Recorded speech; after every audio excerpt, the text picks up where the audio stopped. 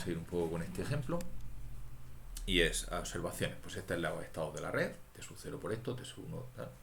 La primera observación. A ver, vamos a coger aquí. Entonces, observaciones.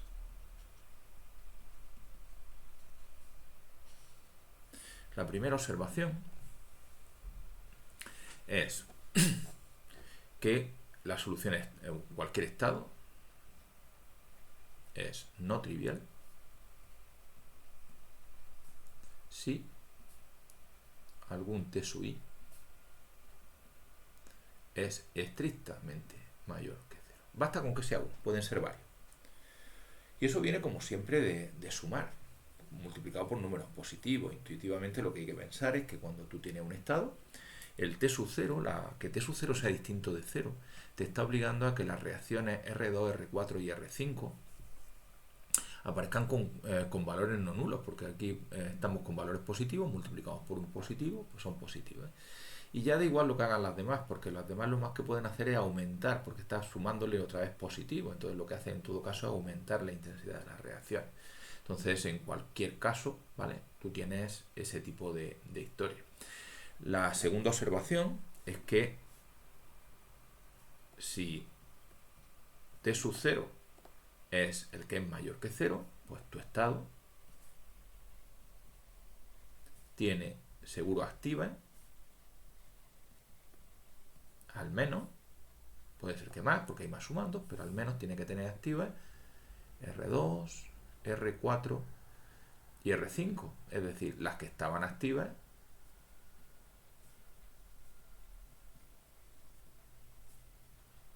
en la primera solución. Y exactamente pasa lo demás con lo mismo con las demás. Si T sub 1 es mayor que 0, pues tu estado seguro que estarán activas, al menos, pues las que están activas en el segundo sumando, o sea, la 1, la 4 y la 5.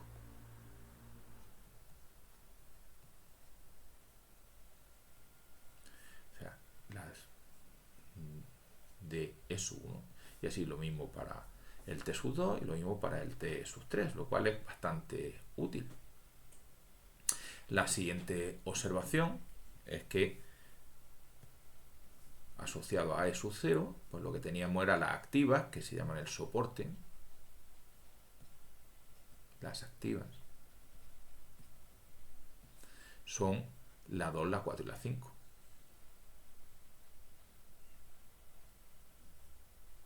Asociadas a E sub 1,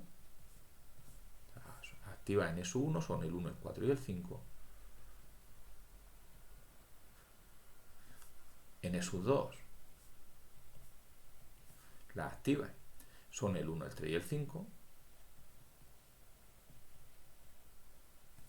Y en E sub 3, pues el soporte, las activas, son el 2, el 3 y el 5.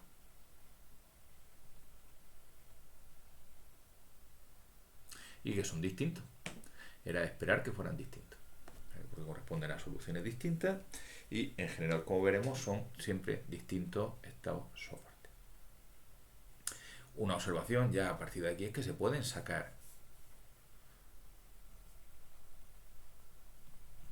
conocidos E0, E1, E2, E3, pues ya hay información, se puede sacar mucha información. Que en este caso para esta red era bastante clara, pero en general no. Se puede sacar información para la red.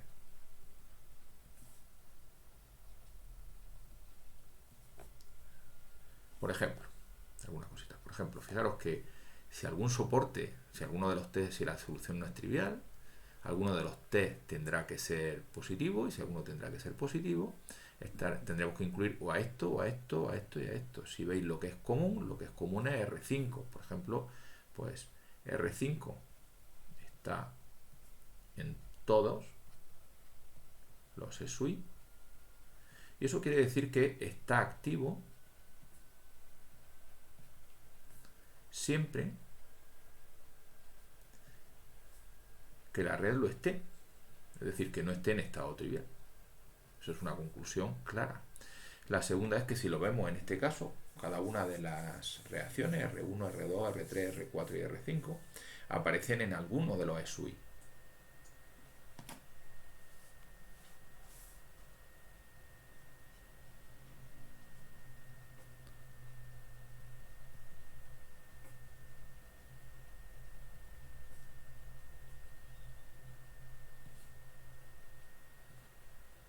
Lo cual quiere decir que no hay ninguna inactiva, no hay ninguna que esté inactiva siempre.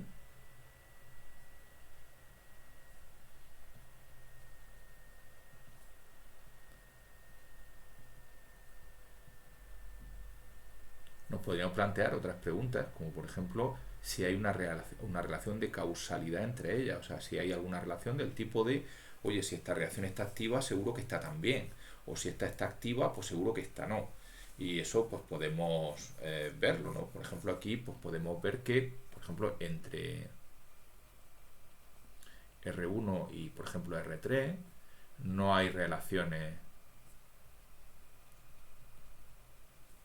de causalidad. ¿Eso qué quiere decir? Pues porque puede ser que R1 esté activa y R3 no, por ejemplo, eso pasa en el estado 1. Puede ser que estén activas las dos a la vez. Puede ser que la segunda esté activa y la primera no. Incluso puede ser que ninguna de las dos lo esté. O sea, puede darse.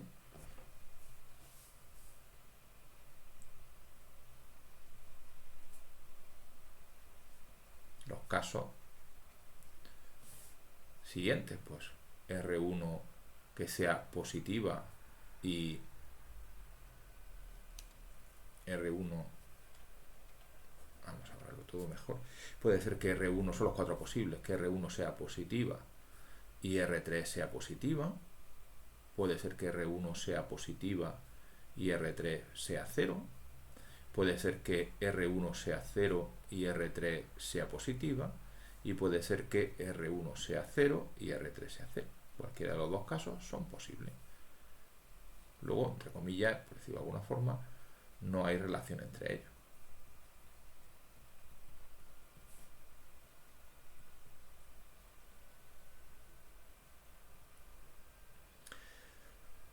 Podemos llegar también a la conclusión de cuál es, entre comillas también, con respecto a soluciones, si hay reacciones más importantes o no. ¿Cuántas veces va a aparecer cada uno? Teniendo en cuenta que vamos a elegir un T sub 0, un T sub 1, un T sub 2, un T sub 3, etcétera, y puede ser que esos sean 0 o mayor que 0, pues un poco la importancia, entre comillas, relativa de las reacciones, en cuanto a si aparecen en más estados de la red o no, si es más común que estén activos o menos común. La respuesta esa podemos responder de cuántas veces aparece cada uno. Por ejemplo, R1 en las soluciones estas aparece 2 veces, R2 también aparece 2 veces, R3 aparece 2 veces, R4 2 veces, R5 4 veces. Entonces podemos hablar también de, entre comillas también, con qué frecuencia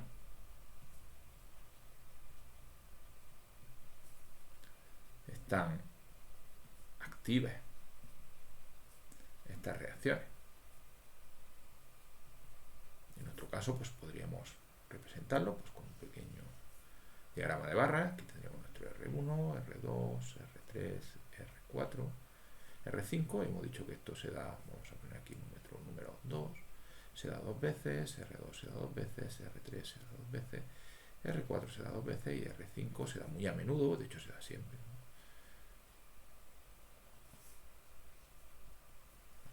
Que lo podemos interpretar así, entre comillas, por tanto por ciento.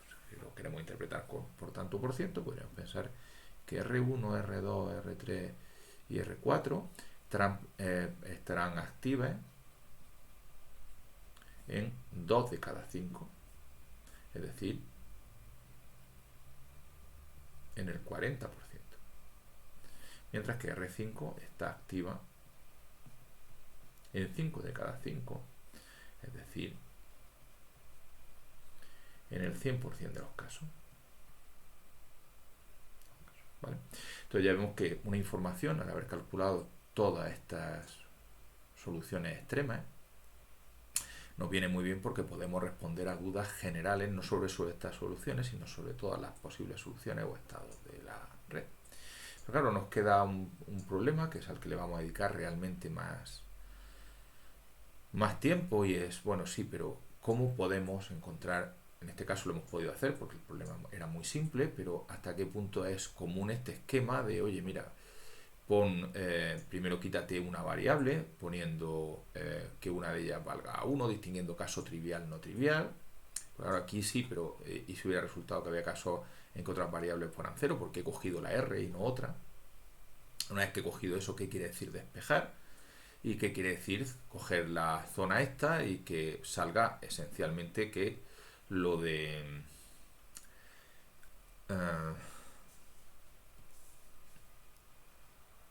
encontrar la solución se corresponde con una zona y esa zona tiene una serie de puntos extremos y esos puntos extremos, cada uno de esos puntos extremos se corresponde con una solución extrema y efectivamente pues eso luego se puede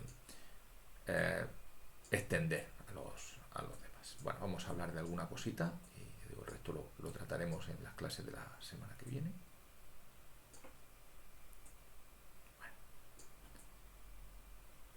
Voy a ir poniendo por aquí entre comillas el resumen del enfoque que hemos hecho. Pues lo primero que hemos hecho era distinguir metabolitos entre metabolitos internos y externos. Eso se puede hacer siempre. Lo que pasa es que el dibujo no ha venido muy bien para distinguir internos y externos, pero en general pues lo tendremos que hacer sin dibujo.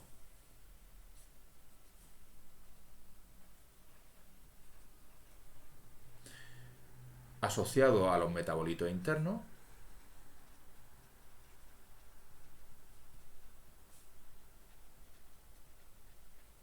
pues yo lo que tenía y tendré serán condiciones de equilibrio,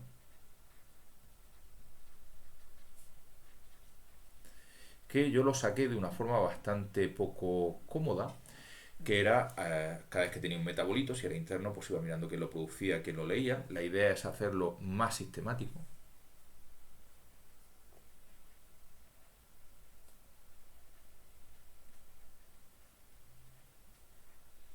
¿Qué quiere decir con matrices? Como veremos, asociado a una red metabólica, lo que se tiene es una matriz en el que si nosotros lo que tenemos son las columnas, lo que ponemos en las columnas son los coeficientes de cada reacción, entonces las filas correspondientes al metabolito interno se corresponden a las condiciones de equilibrio y es una forma muy sencilla de sacarlas sin tener que ir haciéndolo uno a uno. Una vez que tenga los metabolitos internos, yo lo que voy a tener es una serie de ecuaciones, las condiciones de equilibrio, y yo lo que haré será juntar todas las condiciones de equilibrio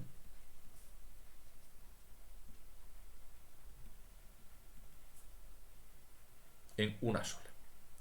Con el mismo tipo de idea de los sistemas de ecuación. Lo que veremos será que lo que tendremos será cada ecuación pues va a ser una fila de una matriz que es la matriz del sistema y eso saldrá del tipo S por V igual a 0, que es las condiciones de equilibrio.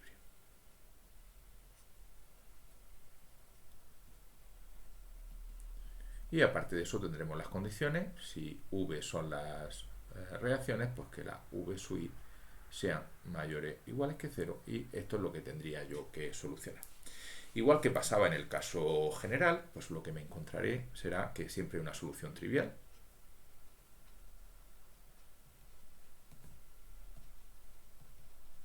Que va a ser que los V sub I valgan 0 para todas las reacciones.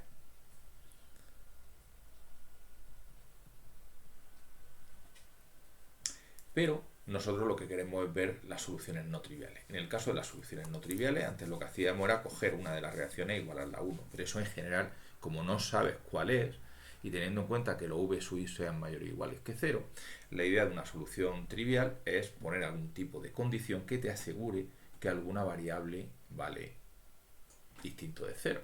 Antes lo que hacíamos era poner para soluciones no triviales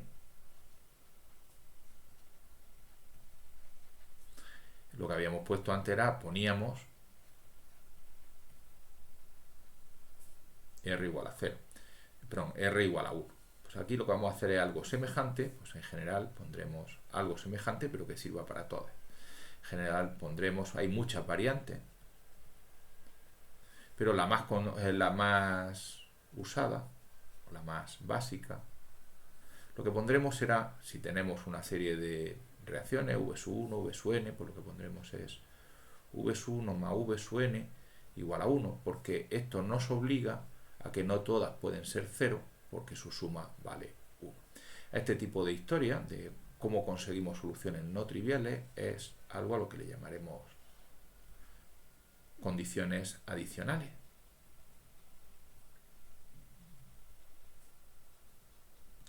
Y para lo que sirven estas condiciones adicionales es para conseguir que alguna de las variables valga 1.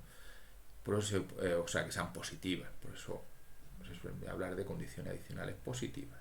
Y solamente comentar que no es la única posible.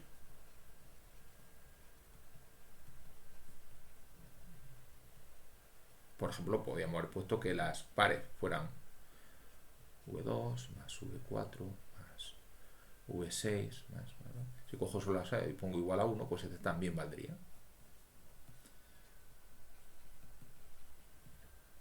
¿Cuál es la condición adicional positiva que uno pone? Es una cuestión de un poco de la más adecuada para el problema, por decir algo. Una vez que estamos con soluciones no triviales, pues lo siguiente que se hacía, y es intuitivamente lo que se hace, aunque no es del todo cierto, pero es la siguiente después de esto. Pues lo que hacíamos era despejar, ¿vale? Las que se puedan. Entonces, imaginemos que pues, lo que hacemos es tendremos una serie de variables, v sub 1, v sub r, que no se despejan. Y a lo mejor hemos conseguido despejar pues la vr más 1 más la vn sub n, pues sí que se despejan. Pero esto nos dejará un problema. Lo que tendremos es que las soluciones quedan en función de v sub 1, v sub r, las que no has podido despejar, pero queda el problema de qué hago con la condición v sub r más 1 hasta v sub n, que deben de ser positivas. Y la respuesta es lo mismo de antes. Eso da lugar a una zona adecuada. Esa zona adecuada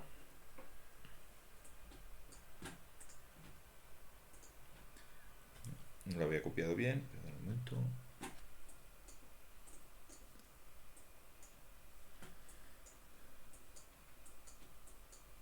Vamos a volver al dibujito de... Teníamos dibujada la zona. La tenemos. Vamos a copiarla en una parte.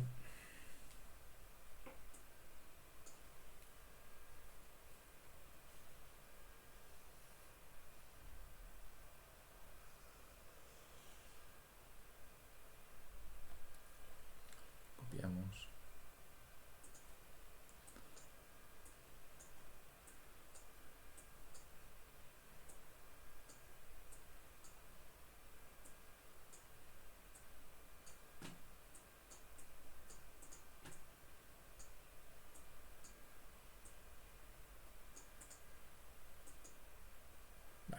Entonces, una vez que tenemos esa zona adecuada, el problema siguiente, que nosotros en el caso este lo hemos podido hacer, la historia es intentar sustituir la expresión que hubiéramos encontrado antes, esta de que se va a quedar en función de las variables que no se despejan, la sustituir por un proceso consistente esencialmente en lo siguiente. Lo primero, encontrar esos extremos, las soluciones extremas,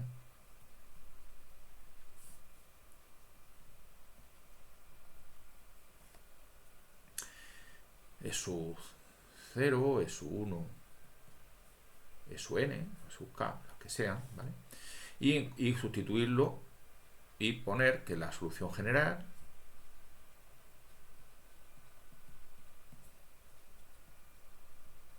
de la forma t sub 0 por e sub 0 más t sub 1 por e sub 1 más t sub n por e sub n, por e sub k, t sub k por e sub k. Es decir, un sumatorio de los t sub i por e sub i. De forma que ya no tenemos que preocuparnos por zonas, sino lo único que tendremos que hacer es coger t sub 0, t sub k positivo. Y a partir de aquí el último paso, pero quedaría un detalle antes, que es deducir propiedades de la red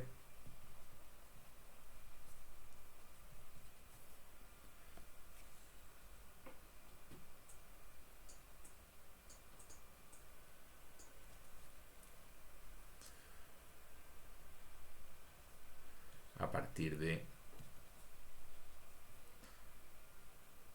los ESUI.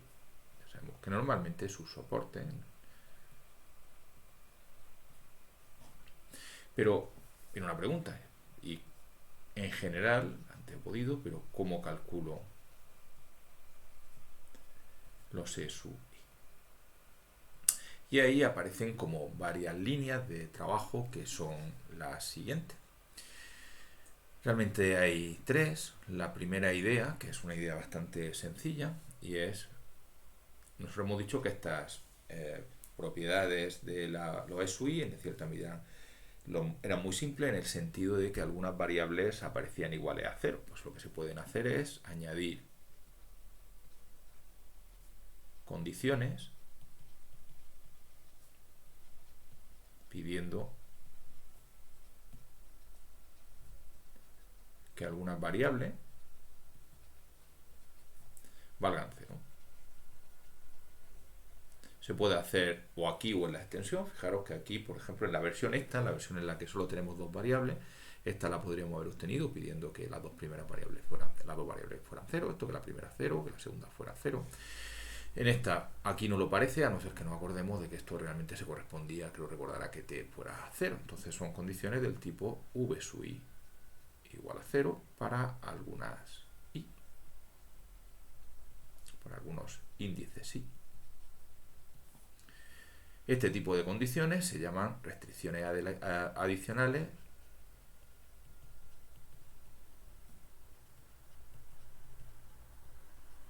negativas, porque lo que hacen es evitar que unas reacciones aparezcan. Las positivas hacen que algunas reacciones aparezcan, las negativas hacen que algunas reacciones aparezcan desactivadas. Y otra idea, que es con la que empezaremos, lo veremos la semana que viene, es pensar en la idea de que esencialmente estos puntos son extremos. ¿Qué quiere decir extremo en esta situación? Que están lo más alejados posible, porque eso es no decir nada. Entonces vamos a pensar, por ejemplo, en esta de aquí, en este puntito de aquí. Si pensáis en este puntito, en el 0,2, la idea se puede pensar en cualquier número de dimensiones. Esencialmente es la solución 0,2 es aquella que tiene la altura más grande, ¿no? ¿Y cómo puedo yo decirlo de que tiene la altura más grande? Pues lo que puedo hacer es pensar en la altura, y la altura hay varias formas de visualizarla. Una de las formas de visualizar la altura es la siguiente. Yo aquí tengo una recta, que es la recta z igual a 0. Yo puedo, si yo cojo, y esta recta por supuesto continúa para acá, ¿no?, me voy encontrando con todos los puntos de la zona que tenga recta igual a 0. Si yo voy subiendo un poquito, por ejemplo aquí tendría subiéndolo un poquito para adelante, o sea, aquí tendría la z igual a 0,5, tendría todos los puntos de la zona en que vale 0,5. Voy subiendo hasta que llega un momento, estoy cortando hasta que llega un momento en que ya en esta todavía corta, en z igual a 2, todavía corta, pero en la siguiente, si ya cogiera z igual a 2, si subiera un poquito más, ya esta es la última que corta.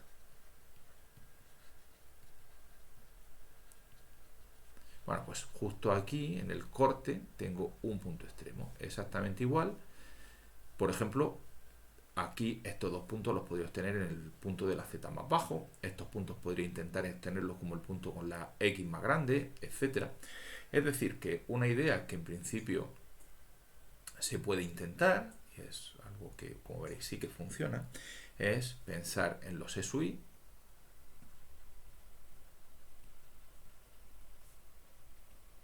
como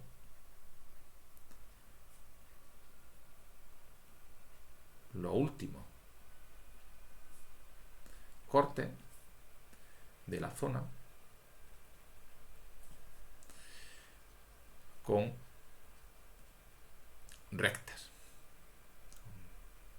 más bien familias paralelas de rectas, ya los vamos moviéndolo.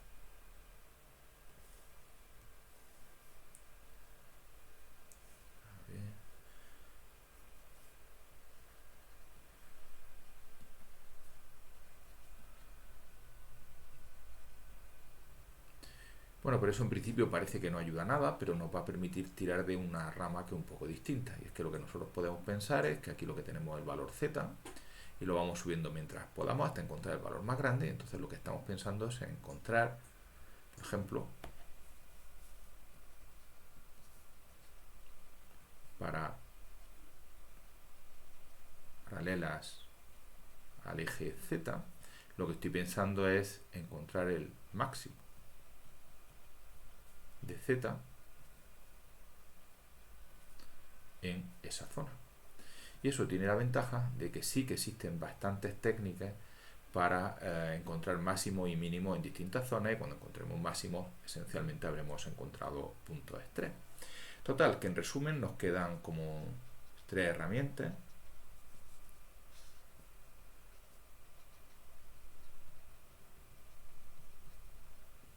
Que es usar